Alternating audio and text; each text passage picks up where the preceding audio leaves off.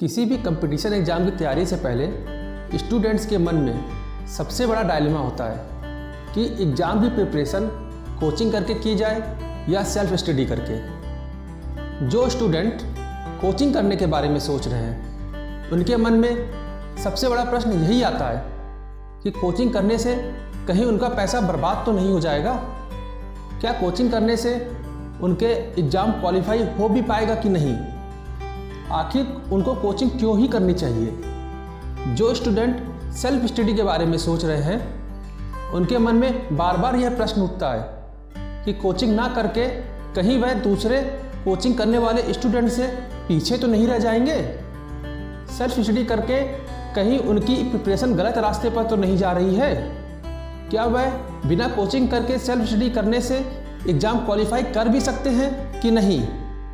Students को आज इन सारे सवालों का जवाब मिलेगा।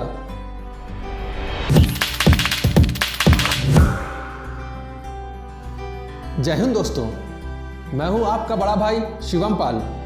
आज मैं आपको बताऊंगा कि कोचिंग किस तरह के स्टूडेंट्स को करना चाहिए और सेल्फ स्टडी किस तरह के स्टूडेंट्स को करना चाहिए।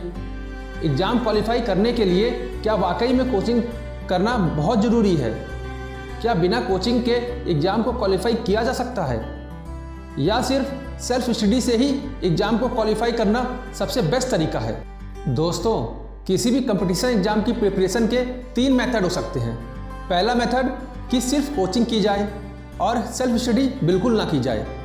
दूसरा मेथड है कि कोचिंग के साथ साथ सेल्फ स्टडी को भी किया जाए। और तीसरा मेथड यह है कि बिना कोचिंग के सिर्फ सेल्फ स्टडी से ही एग्ज़ाम की प्रिपरेशन की जाए।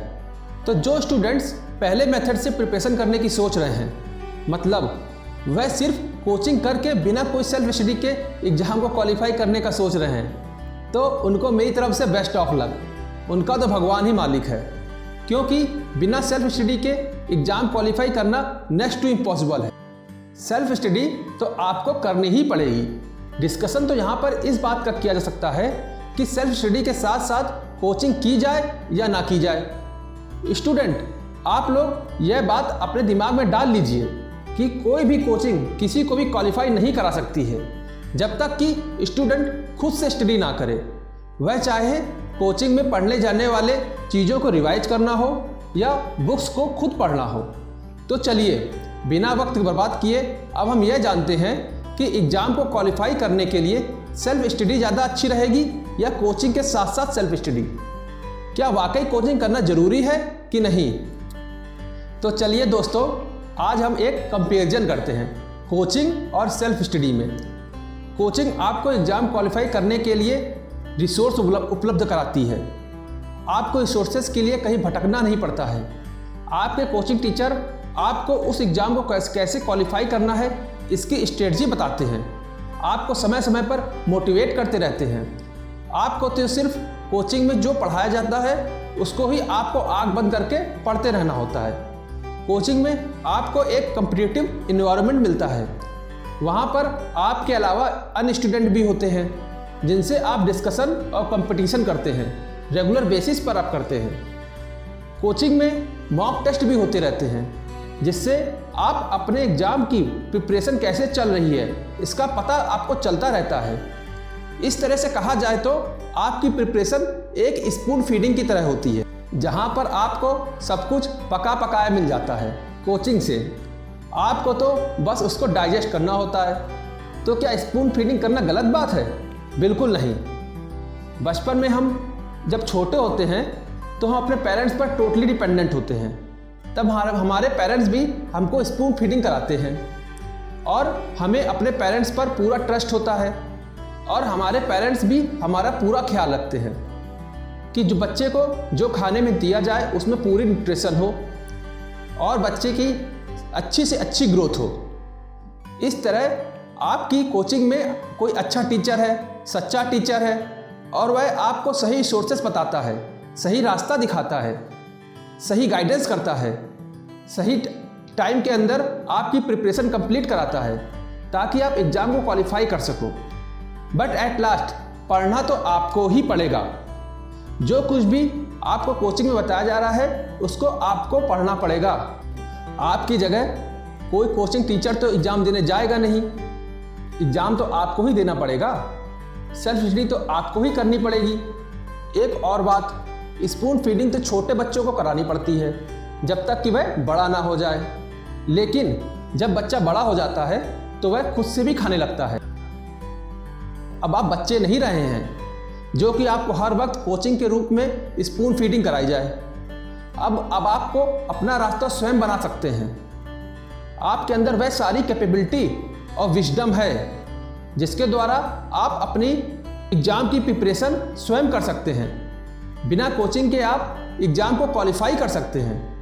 ज़रूरत तो बस इस बात की है कि आपको अपने आप पर भरोसा है, आप सेल्फ स्टडी से एग्ज़ाम को क्वालिफाई कर सकते हैं। अगर आप किसी कोचिंग पर भीड़ देख रहे हैं और इसका मतलब यह नहीं है कि आपकी सफलता का रास्ता उसी कोचिंग सेंटर से होकर जाएगा। इसलिए आपको हमेशा भीड़ चाल से दूर रहना चाहिए और अपना रास्ता स्वयं बनाना चाहिए। कोचिंग करने से आप कोचिंग पर पूरी तरह से डिपेंडेंट हो जाते हैं। आपकी खुद पर से टॉपिक को समझने की शक्ति खत्म होने लगती है। आपका अपने पर से कॉन्फिडेंस खत्म होने लगता है। आप सेल्फ स्टडी से एग्ज़ाम को क्वालिफाई कर पाएंगे या नहीं कर पाएंगे, ये कॉन्फिडेंस आपके अंदर से खत्म होने लगता है। एग्ज़ाम क्वालिफाई करने के लिए कोचिंग के रूप में लिया गया ये शॉर्टकट कभी कभी आपको फ़ायदे की जगह नुकसान भी करा सकता है। देखिए स्टूडेंट्स, किसी भी एग्ज़ाम को क्वालिफाई करने के लिए सबसे पहला और इम्पॉर्टेंट स्टेप होता है अपने रिसोर्सेज को शॉर्टलिस्ट करना। आपको यह पता लगाना होता है कि उस एग्ज़ाम का सिलेबस क्या है, उससे रिलेटेड क्या बुक्स हैं। इसके लिए आपको टॉपर्स के वीडियो या ब्लॉग देखने पड़ सकते हैं, या जो उस एग्ज़ाम की ऑलरेडी प्रिपरेशन कर चुका है आप उससे पूछ सकते हैं कि इस एग्ज़ाम के लिए क्या क्या रिसोर्सेज और बुक्स पढ़ने होंगे। इस तरह आप अपने बेस्ट रिसोर्सेज जो आपके एग्ज़ाम को क्वालिफाई करने के लिए सहायक होंगे उसको आपको शॉर्टलिस्ट करना होगा। एक बार रिसोर्सेज को फाइनलाइज करने के बाद उन पर आपको स्टिक होकर पढ़ाई करनी होगी। आपको अपने आप पर विश्वास करना होगा कि मैं इन रिसोर्सेज को अच्छे से अच्छे पढ़कर एग्ज़ाम को क्वालिफाई कर लूँगा। इसके बाद आपको इधर उधर देखने की कोई ज़रूरत नहीं है। आपको एक टॉपिक पर बहुत ज़्यादा बुक्स पढ़ने से अच्छा है कि एक टॉपिक को बहुत ज़्यादा बार एक ही बेस्ट बुक से पढ़कर अच्छे समझना चाहिए। एक बार रिसोर्सेज को फाइनलाइज करने के बाद अब आपको यह पता लगाना है कि इन रिसोर्सेज को पढ़ा कैसे जाए। आपको एग्ज़ाम क्वालिफाई करने के लिए अपनी एक स्ट्रेटजी बनानी होगी। इसके लिए आप टॉपर्स के वीडियो देख सकते हैं, या जो लोग उस एग्ज़ाम को ऑलरेडी क्वालिफाई कर चुके हैं उनसे आप हेल्प ले सकते हैं, उनसे स्ट्रेटजी पूछ सकते हैं। इसके साथ साथ आपको पिछले 5-6 सालों के जो क्वेश्चन पेपर हैं उनको ज़रूर देखना चाहिए, ताकि आपको आइडिया लग सके कि किस तरह के प्रश्न एग्ज़ाम में आते हैं। आपको यह भी पता लगाना पड़ेगा कि आपको क्या पढ़ना है, क्या नहीं पढ़ना है, किस पर फोकस करना है, किसको इग्नोर करना है। इन सब चीज़ों को एनालाइज करना बहुत ज़रूरी है। अगर आप यह सोचेंगे कि आपको स्पून फीडिंग के द्वारा कोई कोचिंग सेंटर आपकी एग्ज़ाम की प्रिपरेशन करा देगा तो आप अपने जीवन की बहुत बड़ी गलती कर रहे हैं। क्योंकि जिस एग्ज़ाम को देने के आप सोच रहे हैं उस एग्ज़ाम को क्वालिफाई करने के लिए क्या क्या एसेंशियल रिक्वायरमेंट्स हैं, इसका पता लगाना भी आपकी ही जिम्मेदारी है। इन सब चीज़ों को पता करने के बाद आपको अपना एक स्टडी प्लान या टाइम टेबल बनाना चाहिए, ताकि आप अपनी स्टडी को लेकर सिस्टमेटिक रूप में आगे बढ़ सकें। आपको बीच बीच में मॉक टेस्ट देना चाहिए, ताकि आपको यह पता लग सके कि आप सही डायरेक्शन में जा रहे हैं या नहीं। एग्ज़ाम की प्रिपरेशन के समय आपके मन में कई डाउट्स आ सकते हैं, आपको कुछ प्रश्नों को हल करने में दिक्कत आ सकती है। इसके लिए आप ऑनलाइन रिसोर्सेज का सहारा ले सकते हैं, जैसे कि यूट्यूब पर तो इतने सारे वीडियोस पड़े हैं कि आपके हर डाउट्स का सॉल्यूशन वहाँ पे मिल सकता है। दोस्तों, पहले का ज़माना दूसरा था, जहाँ पर इन्फॉर्मेशन इतनी अवेलेबल नहीं थी और आपको दूसरों पर या किसी कोचिंग संस्था पर आपको डिपेंडेंट रहना पड़ता था। पर अब ज़माना पूरी तरह से बदल चुका है। अब तो इतनी सारी इन्फॉर्मेशन ऑनलाइन अवेलेबल है कि आपको कहीं जाने की ज़रूरत नहीं है। बस ज़रूरत तो इस बात की है कि स्टूडेंट के अंदर कितनी इच्छा शक्ति है, अपनी पढ़ाई को लेकर वह कितना संघर्ष कर सकता है। दोस्तों, अगर आपके अंदर एग्जाम को क्वालिफाई करने का डिटर्मिनेशन है तो आप हर प्रॉब्लम को सॉल्व कर सकते हैं। अंत में बस यही कहना चाहता हूँ कि गाइडेंस आप ऑनलाइन फ्री भी ले सकते हो या कोचिंग में पैसे देकर भी ले सकते हो, लेकिन एट लास्ट सेल्फ स्टडी तो आपको करनी ही पड़ेगी। आपको अपना रास्ता स्वयं ढूंढ के निकालना ही पड़ेगा। यह आपका युद्ध है और आप इस युद्ध के अर्जुन हैं। संघर्ष तो आपको करना ही पड़ेगा। वसुधा का नेता कौन हुआ? भूखंड विजेता कौन हुआ?